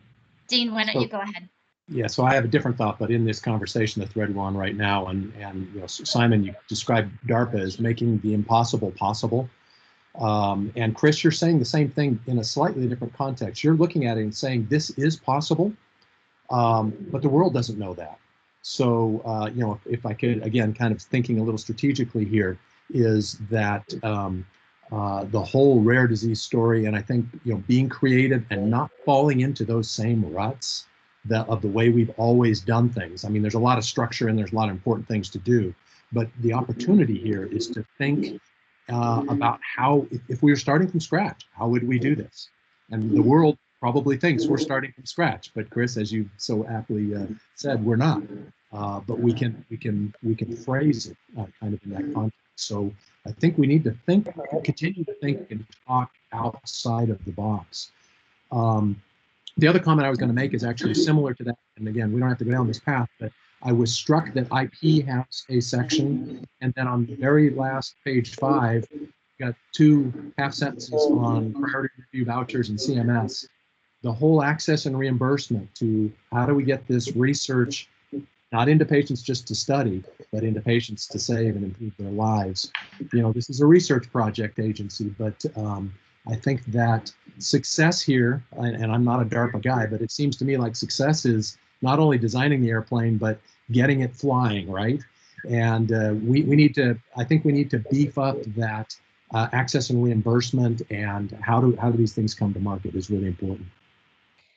I couldn't agree more with you, Dean. I think, Clay, do you want to, we have talked about that, but I think it's outside of what the current description of ARPA is. Am I remembering this correctly? Yeah, that's right. I mean, it's definitely a huge challenge, but it is further down that cycle, the delivery side. So it's out of scope for what ARPA-H is trying to accomplish. But we'll put it on the list for RARDA. For RARDA, absolutely, right. Yep. Right. But we are Perhaps that talking could be part about of the IP, and we're talking about new incentives, and all of that leads to what Dean is referring to in here. So if you're dealing with the IP up front, that's probably the largest hurdle, right? And the incentives to get the public-private partnership to translate the research, right? And then commercialize it is another part of all of this, so. It could also be part of the FDA comments that strengthens the conclusions of the FDA reviews, meaning that, you know, when they say it's good, get on with it. And maybe leave it there. Thank you for that, Dean. Ron, or Simon, was there anything else that you, before we go to Ron? Yeah, so just to take that topic that we were just talking about with Chris, Clay, Remy, Christina, should we add some language describing the early wins we can achieve just by scaling what's already working? I think that would be a great idea to this. I mean, one question is frankly, what we're going to utilize this paper for. We haven't had that discussion from like a tactical perspective. Yeah. This is really good though for building consensus among our group and frankly ensuring that all the great ideas are captured. So that would definitely be there. We should, including that, I think would be a great idea, Simon. Great. Thank you, Simon. Ron. Wow, thank you, Kari. I think we're at a really exciting juncture. I'm going to try to contain my excitement from what Chris and Simon and Clay and Dean just said, and Brett as well, because I think especially Chris and Matt referred to this in a note to all of us. I think what Chris has just identified, I think, could be a really exciting early win for this program. And he referred to, and I don't know how much the others on the call know about the really exciting gene therapy program that's being advanced by NCAPS and the Cures Acceleration Network Review Board that I co-chaired for a few years. It's really an exciting program. It points to the absolutely disease agnostic approach to common solutions to common and rare diseases in a field that is, I would say, the most exciting advancement in the current milieu, and that is gene therapy. Chris and his FDA colleague, Wilson Bryan, like 3 years ago, chaired a 2-day conference at the NIH on gene therapy. And the requirement was that to be a speaker, you had to have an active gene therapy program. We heard from a couple of dozen investigators and companies with active gene therapy programs. They described their successes and their challenges. As Chris readily agreed at the end of that conference, the successes were varied. The challenges were all identical. There were only about 5 or 6 challenges that they were all facing. And with the kind of funding that should be available to this ARPA-H, we could present gene therapy for all diseases as a common ground. If we could solve those 5 challenges, and I think that Chris's favorite word is tractable. All 5 are tractable challenges. And you know, if we could use ARPA-H to help resolve those 5 issues, I mean, amazing progress would be made very quickly across all diseases. So I think this is really exciting. So. Great. Simon or Brett, we did a white paper on those 5 challenges that we're happy to share with the world. And then Chris and others at NCATS helped us run 7 different workshops on those solutions, ranging from manufacturing to immunogenicity challenges. So a lot of work has already been done. Some tremendous projects are being funded, like these platform gene therapy programs for 5 really rare diseases, and the bespoke approach to gene therapy that pulls together NIH and FDA in remarkable ways. I'll stop there. I think this is really exciting. Thank you, Ron. So maybe, Corey, I will build on what Ron just said a little bit. So I think, Ron, you've described it very well, where we've got a lot of different diseases that face exactly the same problems. I think that gives us a real opportunity, just like we keep talking about, to standardize, centralize, and scale. But it does require the scale. And I think that selling the scale is what we need to do in order to address multiple diseases at once. And I wonder how you think we should do that.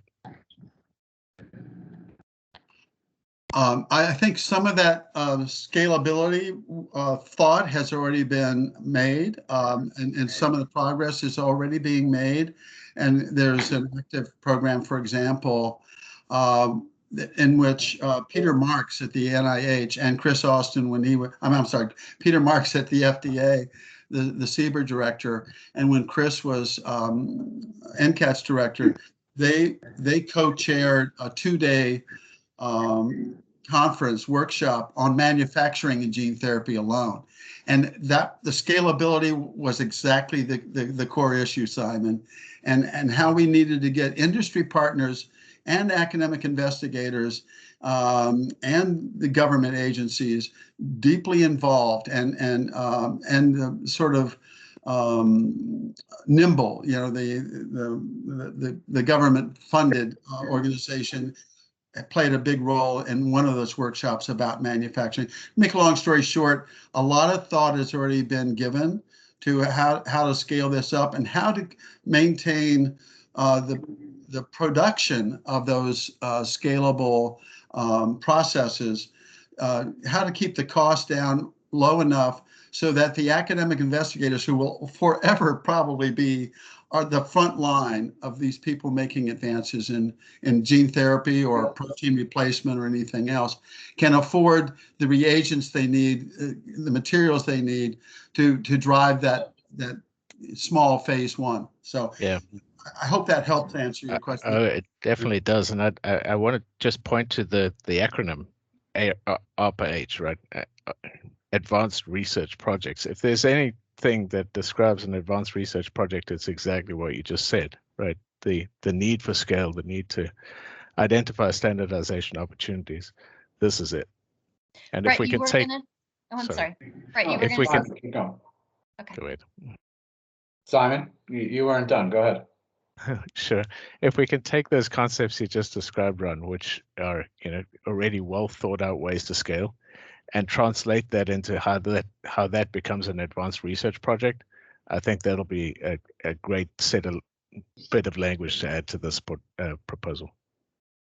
And Ron, I think we did in the white paper actually talk about a standardization, because I'm sure the challenge is, by the way, CMC, huge, right? We know that. So the standardization sort of group, assay development, it was all sort of in there of a standardization, and even like a specific approach to it within the white paper that we put out. But the other thing we also have to consider is the FDA regulatory inconsistencies.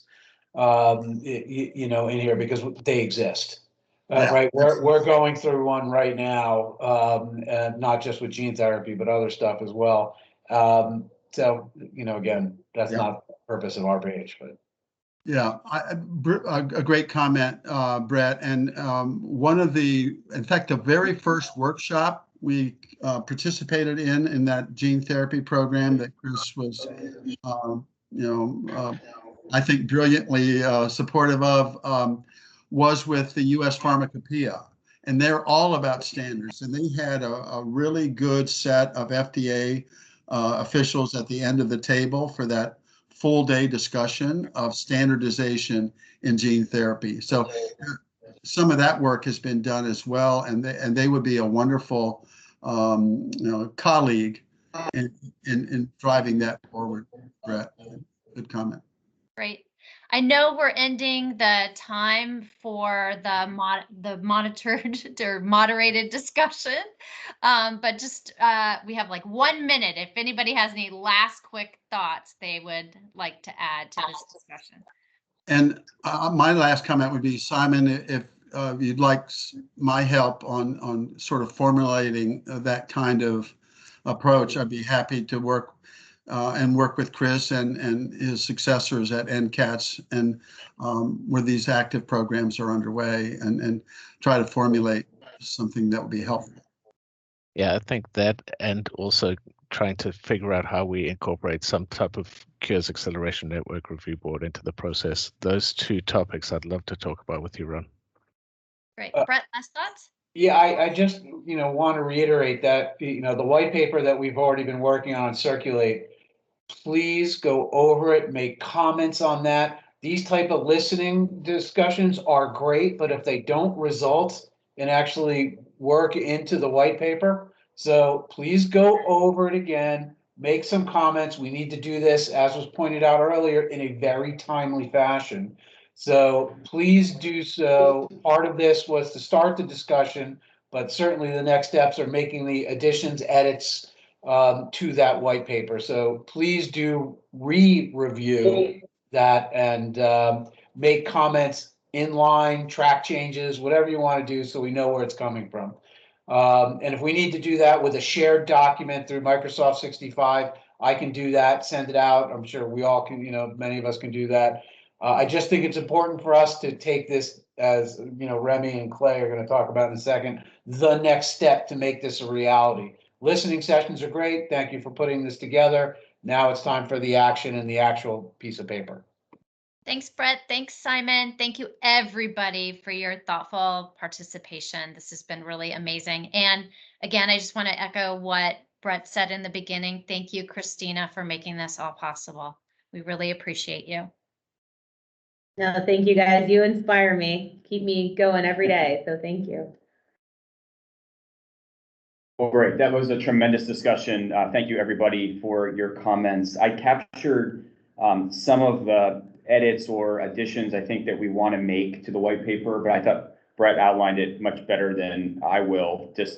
I think if you all would kind of re-review with the context that we provided during this call with the additions, that would be incredibly helpful. But I do think that in terms of just stuff that I was capturing, I think building an introduction that was in line with what was put forward by Chris and Matt, I think is going to be really important. This document, I think, is really helpful in that it's very granular in what we're looking for.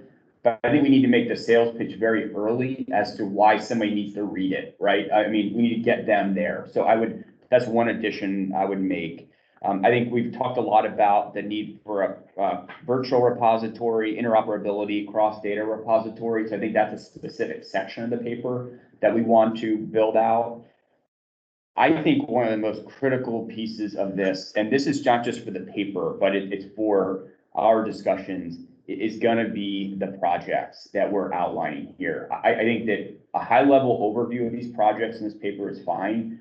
I do think that it would be time well spent with folks that are involved with you all to actually build a project 2 or 3 that could be funded by ARPA-H. I think with Chris and Matt's help, understanding like what they're going to be looking for from, ARPA-H would be looking for if it's DARPA-like, which we're hoping, what they're going to be looking for. I think having that ready would put us in such a great place when this does get funded. And then Simon and Ron, I know that you all were going to speak further about some of the specifics on that. So just thank you for your efforts there and look forward to what you all put forward. And then Simon, I know that you had spoken specifically about that review board and making sure that we had that review board component included. We can do that too. I'll go back to what I said earlier, but I think time is of the essence here. I mean, if I were putting a bet down, I would bet that this gets done by or in December of this year, meaning the ARPA-H. This is something like as part of the end of the year bill. I think that may be the place, maybe not in reconciliation. It could be part of that, but stuff's going to start dropping out. So we'll have to see if this survives or not. But what that means for us is that it basically expedites our timeline. We have a very short timeline within which to work. And so what I would recommend that we do is we can post-meeting circulate this paper again, would ask for edits back. Christina, I don't know how, I don't want to be put, look, how quickly would you think we need edits back? I mean, you think by the end of the week or early next? If that's possible, I End think of end of this week, that would be fantastic. If that's a challenging deadline, let us know. But what we want to do is take those edits in. We can do it like over the weekend into early next week, compile, put this back out. But that would at least take care of this aspect of it. I think from there, in addition to this white paper, I think we need to build like a one pager, frankly, that we could share. People don't have a lot of time, the policymakers, so what we can do to condense it, we can, Remy and I can work on that to try to put that together.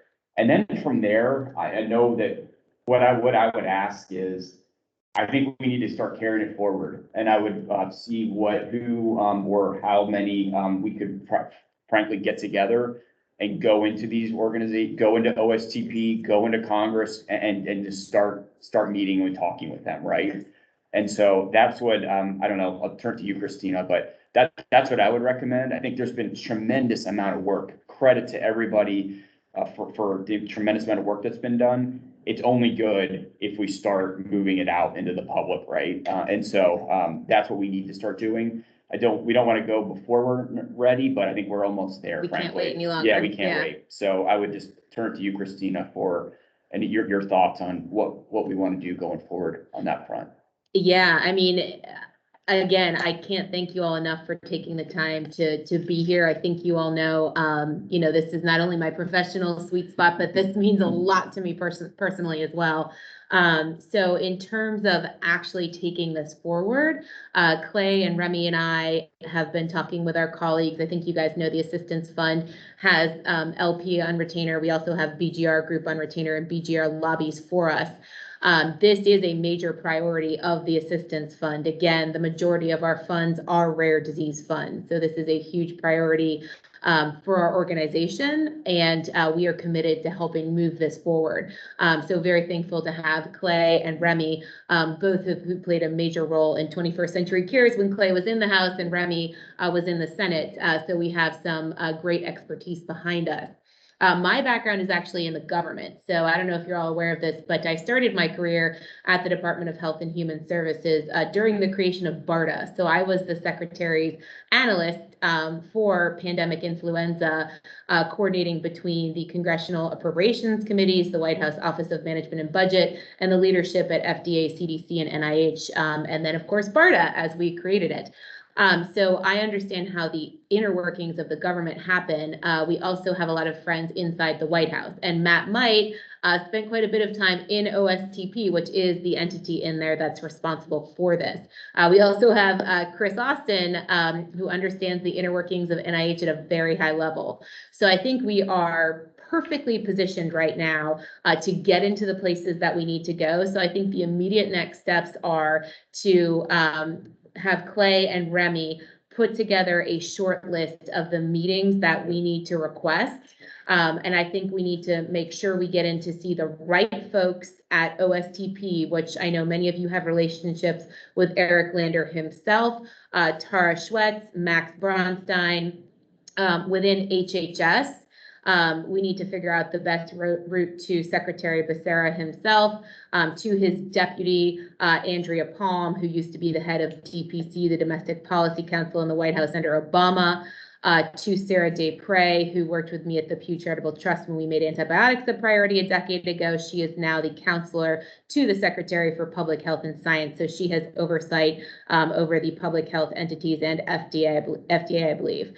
So those are on my short list of people to get in there to see. And then, we'll work with Clay and Remy to figure out who in Congress. And Ryan has been interfacing along with many of you on a day-to-day basis with the staffs in both the House and the Senate. So I think we are very well positioned right now. We just have to, as Clay said, take those urgent next steps. So we'll begin to make that short list of meetings, figure out when we can get on the schedule, and then see when folks are available. But to the extent that it's possible, it would be great to be able to pull from all of you at those meetings as we're able to get them, because I think anybody who's worked at these higher levels in government knows we're going to get meetings when we get them. They're not going to be at what's best for our schedule. So we're going to have to really lean on the group to figure out who we can pull in and be those spokespeople at different types of meetings.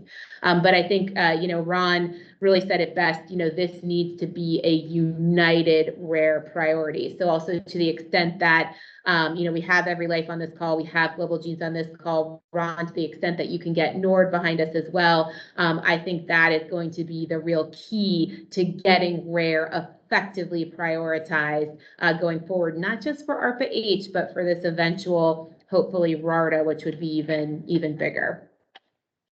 Just need a sign-on letter, Christina. Don't forget, we'll need a sign-on letter with every organization on there for every meeting.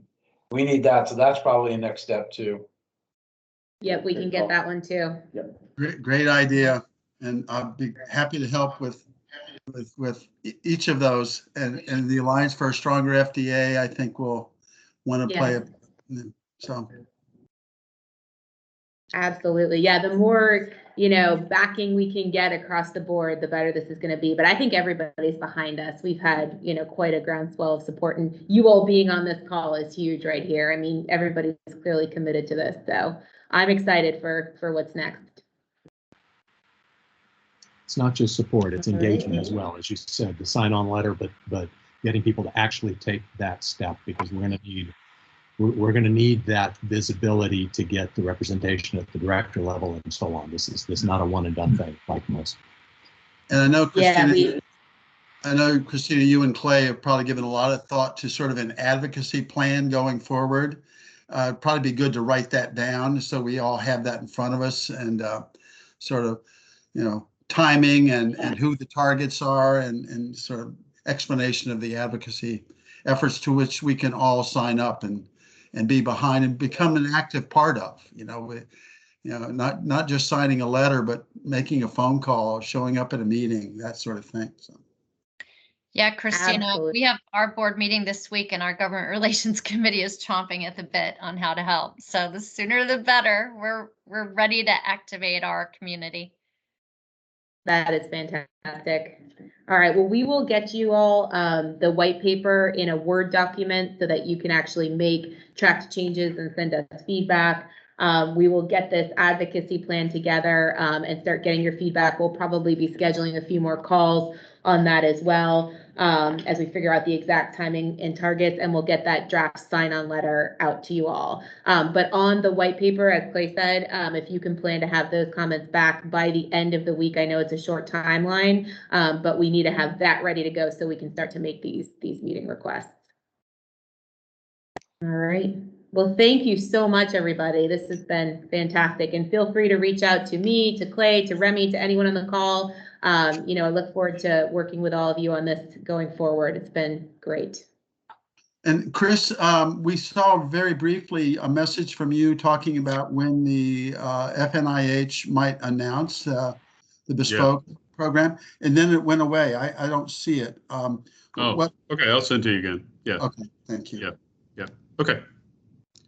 All right, and thank you, Chris and Matt, for the inspiration at the beginning. So. Yeah, well, we're glad to both. I know I speak for Matt in saying that we're both in this for the long haul. Both to be inspiring, actually do things too beyond being inspiring. Absolutely agreed. Awesome. All right, thanks everybody. Okay, thank you, Christina and Clay. Bye. Thank you.